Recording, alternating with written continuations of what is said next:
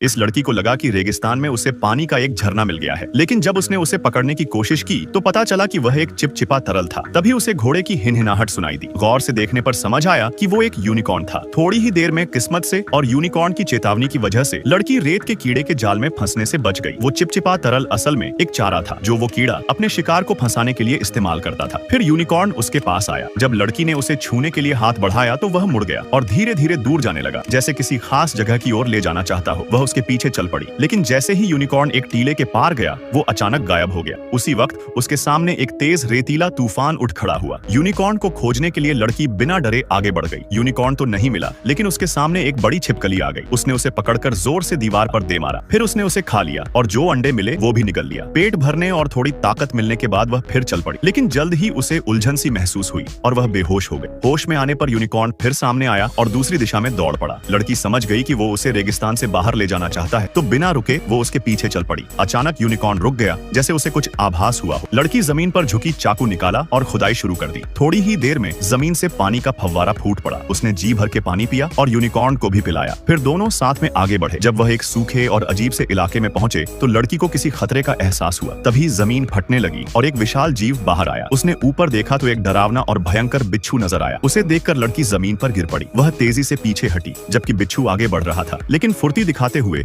वह बार बार उसके वारों से बचती रही। तभी यूनिकॉर्न उसकी हिफाजत के लिए आगे आया और बिच्छू पर हमला कर दिया, लेकिन बिच्छू ने अपने नुकीले पंजों से यूनिकॉर्न को घायल कर दिया। यह देखकर लड़की का गुस्सा फूट पड़ा और उसने अपनी जादुई ताकत का इस्तेमाल कर डाला।